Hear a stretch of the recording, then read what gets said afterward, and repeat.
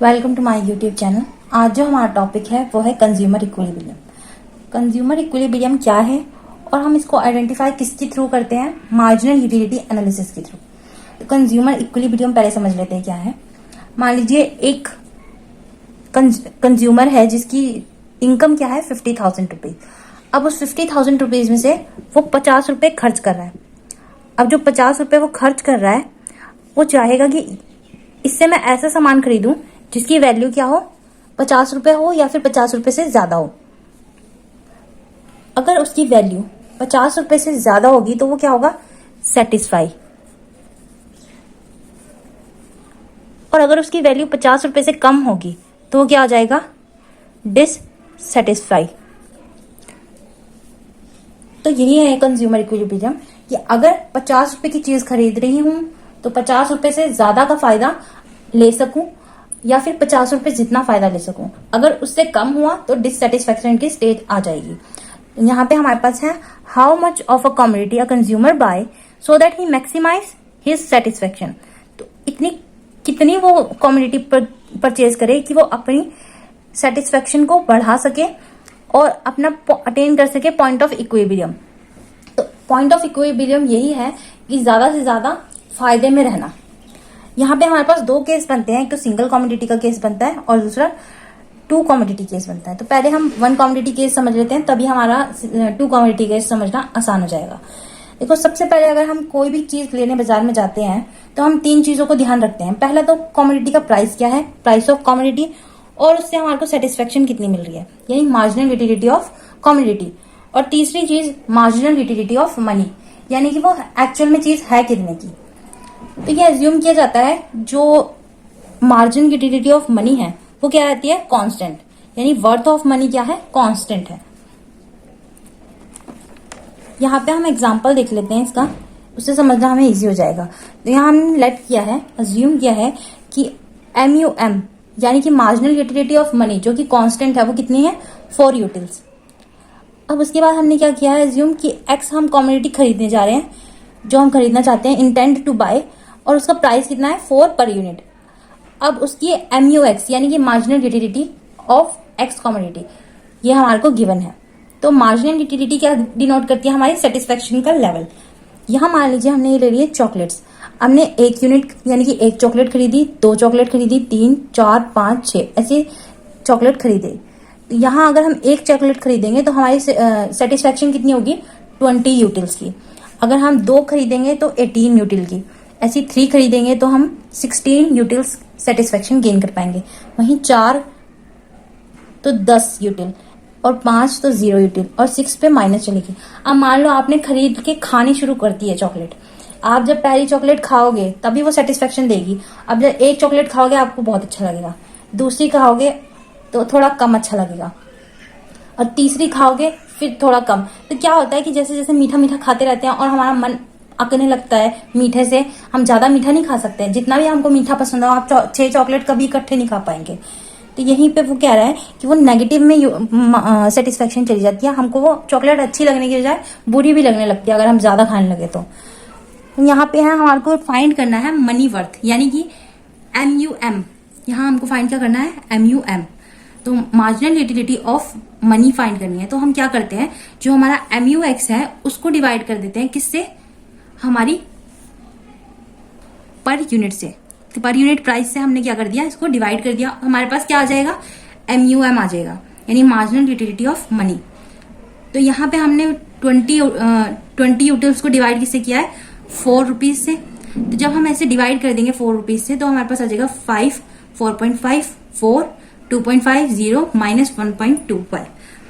तो यहाँ पे ये जो MUM है वो क्या है? मनी वर्थ है, यानी कि मनी की जो वैल्यू है, मनी में जो वैल्यू है उसकी सेटिस्फेक्शन की वो कैलकुलेट हुई है। यहाँ पे हमारे पास यूटिल्स में थी, ये यूटिल्स में सेटिस्फेक्शन थी। अब हमने इसको मनी में निकाल दिया।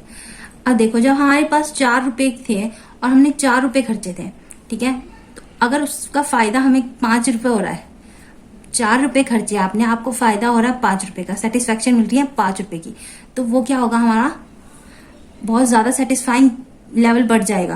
तो यहाँ पे वही है MUX upon MUM equal to 5। implies that MUX from first unit of commodity X is worth ₹5। यानी कि जब हमने पहली यूनिट खरीदी चॉकलेट की, जब हमने एक चॉकलेट परचेज करी, तब हमारे को कितना रुपये का फायदा हुआ? ₹5 जितना फायदा हुआ। ₹4 खर्च करके ₹5 जितना फायदा होना, वाओ। ठीक है, तो यहाँ पे हमारा सेटिस्फेक्शन लेवल सबसे ज्यादा था। पर जब हमने 6th यूनिट खरीदी तो हमने ₹4 खर्च करे और उसको खाने के बाद हमारे को ऐसा लगने लगा हमने क्यों खाई है इतनी ज्यादा, तो फिर उसकी वैल्यू और उसकी वर्थ क्या होगी? लो, नेगेटिव, कि हमने क्यों खाई है। अब ये क्वेश्चन अराइज हो रहा है कि हमने इतनी चॉकलेट क्यों खाई है, तो वो नेगेटिव में चलेगी, तो उसकी वर्थ भी नेगेटिव में चलेगी। तो इसलिए यहाँ MUM क्या हो गया? नेगेटिव में आया। यहाँ इसमें क्या एक्चुअल में फिर कह रहा है कि what you pay is equal to money worth of MU, यानी कि जितने रुपए आप पे कर रहे हो वो क्या है? मनी वर्थ है, पैसे में काउंट किया जा रहे हैं जितनी आपको सेटिस्फेक्शन मिली है। ये जहां जहां MU है ना, ये हमारी सेटिस्फेक्शन है, यानी हमको किसी चीज को कंज्यूम करके अच्छा कितना लगा। अब यहाँ पे क्या है, हम चॉकलेट खरीदना बंद कब कर देंगे? हमें तभी बंद कर देना चाहिए था जब हमें लगा कि अब ज्यादा हो गया है, इतनी ज्यादा नहीं खरीदनी चाहिए। तो यहाँ पे you will stop buying eggs, आप चॉकलेट खरीदना बंद कब कर देंगे? जब प्राइस जो है कॉमोडिटी का, जो चॉकलेट का प्राइस है ₹4 की, जो चॉकलेट थी वो कितने की ही मिल रही हो? ₹4 की। यानी कि MUX is equal to MUX upon MUM बन जाए जब, तो हमको चॉकलेट खरीदना बंद कर देना चाहिए था। वो स्टेट कहाँ पे थी हमारी? वो स्टेट थी हमारी यहाँ पे, जब हमारे को ₹4 की चॉकलेट के ₹4 में ही मिल रही है, तो हमको यहाँ पे खरीदना बंद कर देना चाहिए था। ₹4 की चॉकलेट ₹4 की जितनी ही सेटिस्फेक्शन देगी तब तक तो ठीक है, पर उसके बाद अगर वो डिक्लाइन होने लगे, सेटिस्फेक्शन घटने लगे, तो हमारे को वो चीज करनी बंद कर देनी चाहिए। ये यहीं पे कॉन्सेप्ट ये कह रहा है। अब हमारे को इसका ग्राफिकल रिप्रेजेंटेशन देखना है। तो ग्राफिकल रिप्रेजेंटेशन कैसे करेंगे इसका? तो जो टेबल था हमारे पास वही हमने यहाँ पे प्लॉट कर लिया है। यहाँ ले लिया हमने चॉकलेट की कंजम्पशन और यहाँ ले लिया हमने price and marginal utility in terms of money.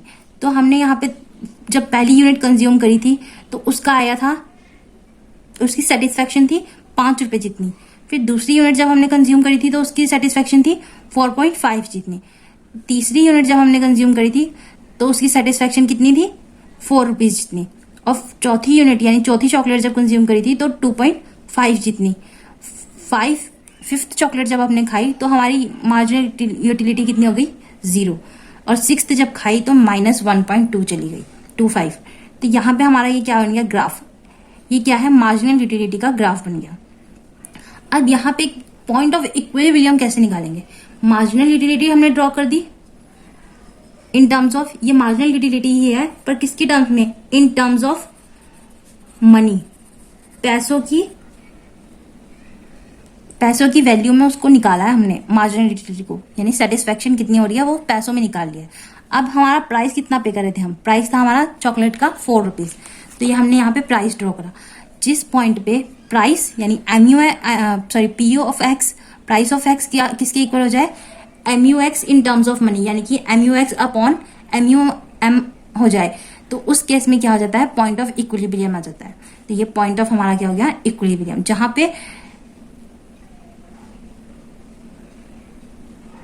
जहां पे प्राइस भी 4 है और सेटिस्फेक्शन का लेवल भी 4 मिल रहा है। ये प्राइस भी 4 है और सेटिस्फेक्शन का लेवल भी 4 है, तो यहाँ पे क्या हो जाएगा? Point of equilibrium find out हो जाएगा। तो यही था कॉन्सेप्ट। तो कंज्यूमर इक्विलिब्रियम क्या इंप्लाइज करता है, यानी क्या दर्शाता है? वो दिखाता है कि मैक्सिमाइजेशन ऑफ हिज गेन, यानी उसके फायदे का मैक्सिमाइजेशन सबसे ज्यादा फायदे में कब हुआ, और वो क्या कहलाता है? Consumers surplus. अब कंज्यूमर सरप्लस हम फाइंड आउट कैसे करते हैं? हमारे पास था यूनिट ऑफ एक्स, यानी कि कितनी हमने चॉकलेट्स खरीदी हैं, और फिर हमारे पास था उससे सेटिस्फेक्शन कितनी मिल रही है। जब हमने चॉकलेट्स खाई और उससे सेटिस्फेक्शन कितनी मिली, और फिर हमने निकाला था MUM, यानी कि वो satisfaction in terms of money. यहाँ पे ये MUX हमारे पास यूटिल्स में था, हमने निकाला इसको मनी में यानी रुपीज में। अब हमारे पास मार्केट प्राइस था हमारे पास 4, तो एक्चुअल में प्राइस ऑफ एक्स हमारे पास 4 था, जो हमने स्टार्टिंग में एज्यूम किया था, तो हम कंज्यूमर सरप्लस निकाल रहे हैं यहाँ पे। तो कंज्यूमर सरप्लस क्या होता है, जितना भी 4 रुपए से ऊपर जाएगा, जितने भी 4 रुपए से ऊपर की सेटिस्फेक्शन उसे हुई है कंज्यूमर को, वो क्या होगी हमारी कंज्यूमर सरप्लस। तो यहाँ पे 5 में से 4 को माइनस करेंगे तो 1 रुपीज की एक्स्ट्रा सेटिस्फेक्शन उसको मिली है। तो यहाँ पे 4.5 में से 4 माइनस करें तो 0.5 की सेटिस्फेक्शन एक्स्ट्रा मिली है। 4 में से 4 माइनस करें तो उसको कुछ एक्स्ट्रा सेटिस्फेक्शन नहीं मिली है, यानी जितने की चीज थी उतने की ही सेटिस्फेक्शन उसको मिली है। अब हमारे पास है 2.5 की उसको सेटिस्फेक्शन मिली है, और जबकि चीज कितने की थी, 4 रुपीज की। तो ये सेटिस्फेक्शन किस में बदल गई, डिससेटिस्फेक्शन में, इसलिए ये माइनस में आ गया, माइनस का 1.5 हो गया। ऐसे आगे कैलकुलेट करा हमने, 0 - 4 तो यहाँ पे -4 आ जाएगा, -1.5 1.25 -4, यहाँ पे हमारे पास क्या आ जाएगा, -5.25। ये आ गया हमारे कंज्यूमर सरप्लस, यानी ये उसको एक्स्ट्रा 4 रुपए से ऊपर की सेटिस्फेक्शन कितनी हुई है।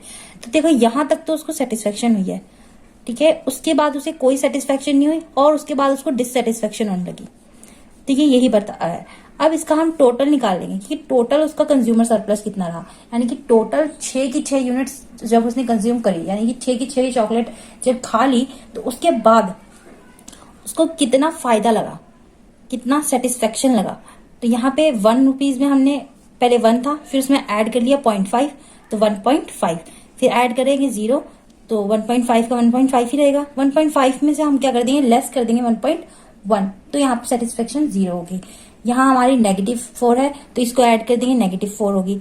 इसमें -4 में -5.25 करेंगे ऐड, तो माइनस में 9.25, यानी कि उसको 6 की 6 यूनिट खाने के बाद कोई सेटिस्फेक्शन टोटल नहीं हुई, बल्कि उसको क्या हुआ, ओवरऑल उसको डिससेटिस्फेक्शन हुई, वो भी कितने रुपीज की, -9.25 रुपीज।